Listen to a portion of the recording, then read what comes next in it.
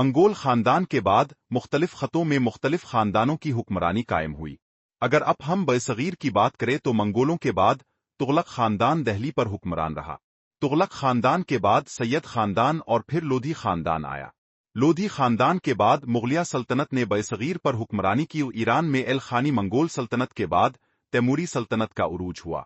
आज हम मंगोल खानदान के बाद बरसर इक्तिदार आने वाले जाबिर और जालिम तरीन हुक्मरान अमीर तैमूर की बात करेंगे। अमीर तैमूर की सल्तनत के नुक्ता आगाज से लेकर नुक्ता अंजाम तक हम मुकम्मल तारीख का जिक्र तफसील से करेंगे।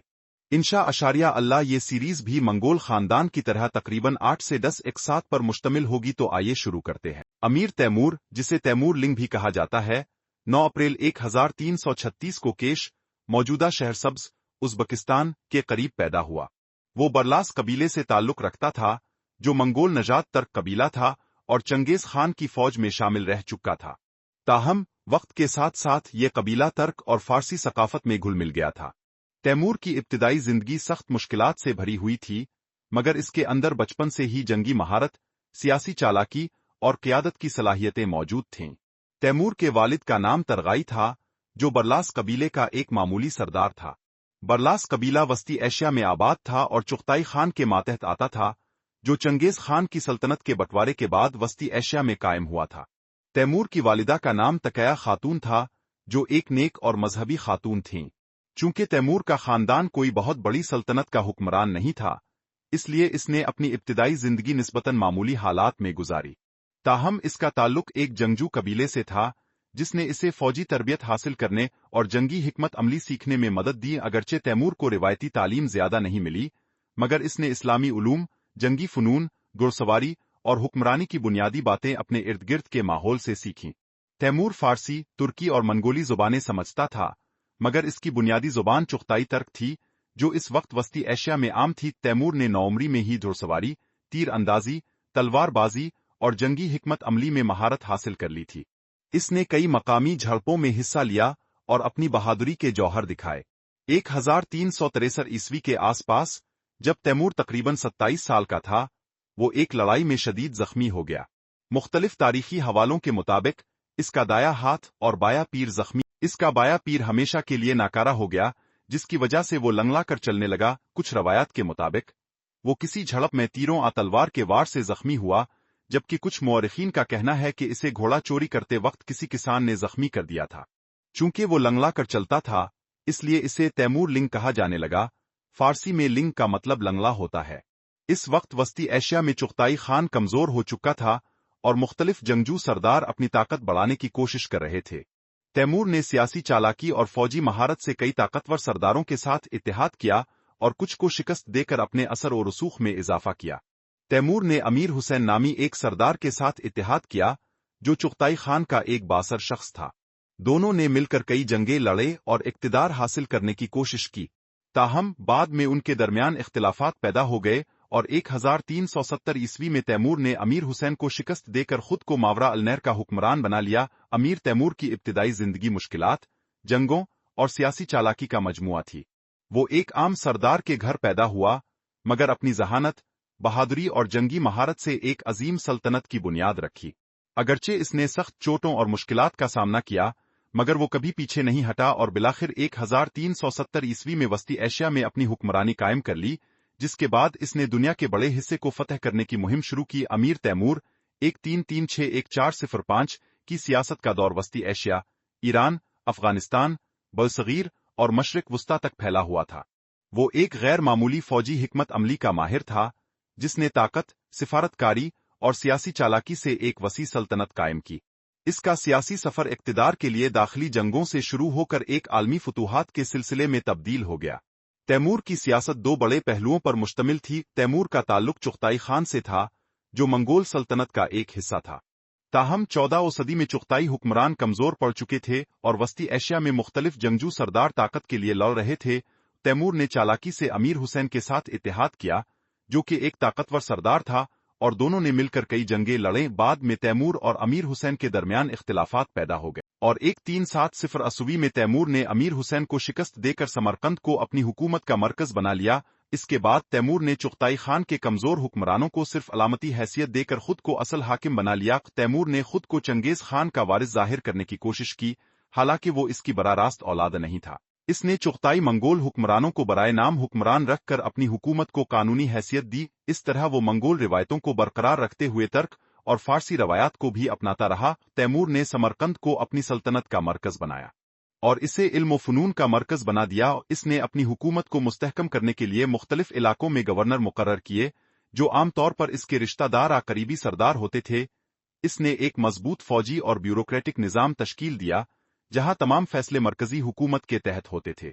تیمور نے 1381 میں ایران پر حملہ کیا اور خراسان کے مختلف شہروں کو فتح کیا، جن میں ہرات، نیشاپور اور اصفہان شامل تھے۔ اصفہان میں بغاوت کے بعد اس نے ایک زبردست قتل عام کیا، جہاں ہزاروں لوگوں کے سر قلم کیے گئے اور ان کے مینار بنائے گئے۔ ایران میں مظفر خاندان اور دیگر مقامی حکمرانوں کو شکست دے کر وہ پورے ایران کا حکمران بن گیا۔ تیمور نے بغداد پر 1393 میں حملہ کیا اور وہاں کے عباسی خلیفہ کو معزول کر دیا۔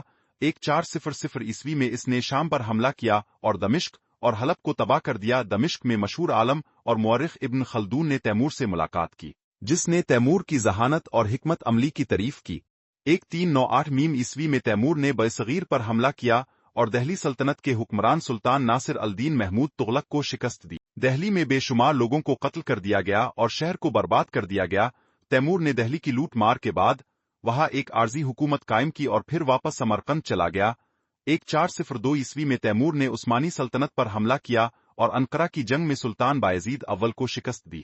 بایزید کو قید کر لیا گیا اور کچھ عرصے بعد وہ قید میں ہی مر گیا۔ اس فتح نے عثمانیوں کو کمزور کر دیا اور ان کے اقتدار میں وقتی طور پر خلل پیدا ہو گیا۔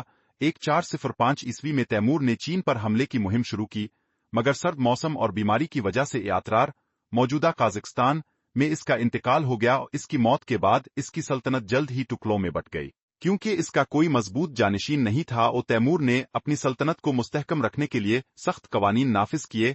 وہ بغاوتوں کو کچلنے کے لیے انتہائی صفاقی کا مظاہرہ کرتا تھا، جیسا کہ اصفہان اور بغداد میں ہزاروں انسانوں کے سر کاٹ کر مینار بنوانا۔ تیمور نے ہمیشہ فوجی طاقت اور سیاسی چالاکی کو ساتھ لے کر چلنے کی کوشش کی۔ اس نے کچھ حکمرانوں کے ساتھ اتحاد کیا، مگر جب طاقت حاصل کر لی تو انہیں ہٹا دیا۔ تیمور ایک ظالم حکمران ہونے کے باوجود فنون لطیفہ، ادب اور تعمیرات میں دلچسپی رکھتا تھا۔ اس کے دور میں سمرقند اور دیگر شہروں میں عظیم عمارتیں تعمیر ہوئیں، جن میں بی بی خانم مسجد اور گورن امیر تیمور کا مقبرہ شامل ہیں۔ امیر تیمور کی سیاست کا سب سے نمایاں پہلو طاقت، سخت گیری اور چالاکی تھا۔ اس نے داخلی طور پر اپنے اقتدار کو مستحکم کرنے کے لیے دشمنوں کو چالاکی اور طاقت سے شکست دی۔ خارجی طور پر اس نے ایران، برصغیر، عرب دنیا اور عثمانی سلطنت پر حملے کر کے اپنی طاقت کا لوہا منوایا۔ اس کی موت کے بعد اس کی سلطنت زیادہ دیر تک قائم نہ رہ سکی، مگر اس کے اثرات بعد میں مغلیہ سلطنت کی صورت میں برصغیر میں دیکھے گئے، جس کا بانی اس کا پوتا ظہیر الدین محمد بابر تھا۔ تیمور ایک متنازع شخصیت تھا۔ ایک طرف وہ ایک ظالم فاتح تھا جس نے لاکھوں لوگوں کو قتل کیا، دوسری طرف وہ ایک شاندار حکمران اور منتظم بھی تھا جس نے سمرقند کو علم و فن کا مرکز بنایا۔ اس کی جنگی حکمت عملی آج بھی فوجی تاریخ میں ایک اہم موضوع سمجھی جاتی ہے۔ امیر تیمور تاریخ کا ایک عظیم فاتح اور جنگی حکمت عملی کا ماہر تھا۔ اس نے اپنی جنگی مہمات کے ذریعے ایک وسیع سلطنت قائم کی جو وسطی ایشیا، ایران، افغانستان، برصغیر، عرب دنیا اور یورپ کے کچھ حصوں تک پھیلی ہوئی تھی۔ اس نے نہ صرف اپنے دشمنوں کو زیر کیا بلکہ بے شمار شہروں کو تباہ کیا اور لاکھوں لوگوں کو قتل کیا، جسے اس کا نام تاریخ میں ایک ظالم مگر غیر معمولی فاتح کے طور پر یاد کیا جاتا ہے۔ 1370 عیسوی میں امیر حسین کو شکست دے کر تیمور نے سمرقند کو اپنی سلطنت کا دارالحکومت بنایا۔ اس نے وسطی ایشیا کے مختلف علاقوں کو فتح کرنا شروع کیا، جن میں بخارا، خجند، بلخ اور ترمز شامل تھے۔ تیمور نے منگول چغتائی خان کے کمزور حکمرانوں کو اپنے تابع کر لیا، جبکہ خود کو ان کا محافظ ظاہر کیا۔ 1380 عیسوی تک تیمور نے ماورا النہر، موجودہ ازبکستان، تاجکستان، ترکمانستان اور قازقستان کا کچھ حصہ پر مکمل کنٹرول حاصل کر لیا تھا۔ تیمور نے 1381 عیسوی میں ایران پر حملہ کیا، جو اس وقت مختلف چھوٹے چھوٹے حکمرانوں کے زیر کنٹرول تھا۔ 1381 عیسوی میں اس نے ہرات، موجودہ افغانستان، کو فتح کیا۔ 1383 عیسوی میں سستان پر حملہ کر کے اسے تباہ کر دیا۔ 1384 عیسوی میں اس نے خراسان کے اہم شہر نیشاپور اور مشہد کو اپنے قبضے میں لے لیا۔ 1387 عیسوی میں اصفہان پر حملہ کیا۔ यहाँ के अवाम ने बगावत की, जिसके बाद तैमूर ने 70,000 से जायद लोगों का कत्ल आम कराया और इंसानी खोपड़ियों के मीनार बनवाए। तैमूर ने काबुल, कंधार और गजनी पर कब्जा कर लिया और मकामी हुक्मरानों को शिकस्त दी। इसके बाद इसने मगरबी ईरान की तरफ अपनी मुहिम्मात को बढ़ाया। तैमूर ने 1393 ईस्वी में बगदाद पर हमला किया और अब्बासी खलीफा और जलाल अल-दीन सल्तनत के हुक्मरान अहमद बिन अवैस को शिकस्त दी। बगदाद में हजारों लोगों को कत्ल कर दिया गया और शहर को तबाह कर दिया गया। 1400 ईस्वी में तैमूर ने शाम पर हमला किया और हलब, हमस और दमिश्क को फतह कर लिया। दमिश्क में मौजूद मशहूर आलम इब्न खल्दून ने तैमूर से मुलाकात की। तैमूर ने दमिश्क में कत्ल आम किया और शहर को नजर आतिश कर दिया। तैमूर का इरादा था कि वो मिस्र पर भी कब्जा करे, मगर वो इस मुहिम को मुकम्मल ना कर सका और वापस समरकंद चला गया। 1398 ईस्वी में तैमूर ने बरसगीर पर हमले का फैसला किया। इस वक्त दिल्ली सल्तनत के हुक्मरान सुल्तान नासिर अल-दीन महमूद तुगलक थे, जो कमजोर हुक्मरान थे। तैमूर ने दिल्ली के करीब तारुक, अफगान और राजपूत अफवाज को शिकस्त दी। दिल्ली में जबरदस्त कत्ल आम किया गया। तैमूर ने हजारों शहरियों को गुलाम बना लिया और बेशुमार दौलत समरकंद ले गया। इसने दिल्ली में कोई हुकूमत कायम नहीं की, बल्कि मकामी हुक्मरानों के हवाले करके वापस चला गया। तैमूर ने 1402 में अनकरा की जंग में उस्मानी सुल्तान बायजीद अव्वल को शिकस्त दी। बायजीद को कैद कर लिया गया और कुछ अरसे बाद वो कैद में ही मर गया। इस फतह के बाद उस्मानी सल्तनत वक्ती तौर पर कमजोर पड़ गई और तैमूर की ताकत उरूज पर पहुंच गई। तैमूर ने जॉर्जिया और आर्मीनिया पर हमला किया और उन इलाकों को तबाह कर दिया। इसने मसीही आबादी को कत्ल किया और उनके चर्च जला दिए। 1404 ईस्वी में तैमूर ने चीन पर हमला करने की मुहिम शुरू की। इस वक्त चीन में मिनिंग सल्तनत की हुकूमत थी, जो मजबूत थी। तैमूर की फौज सर्दी और मुश्किलात का शिकार हो गई। 1405 ईस्वी में यात्रार, मौजूदा काजाकिस्तान में तैमूर का इंतकाल हो गया। इसकी मौत के बाद चीन पर हमले का मंसूबा तर्क कर दिया गया। अमीर तैमूर की जंगी मुहिम्मात इंतहाई वसी थीं और इसने वस्ती एशिया, ईरान, अफगानिस्तान, बरसगीर और उस्मानी सल्तनत के बड़े हिस्से को फतह किया। लाखों लोगों का कत्ल आम किया और कई बड़े शहर तबाह किए। समरकंद को एक अजीम अलशान दारुल हुकूमत बनाया। अपनी वफात से कबल चीन पर हमला करने का मंसूबा बनाया, मगर मौत की वजह से नाकाम रहा।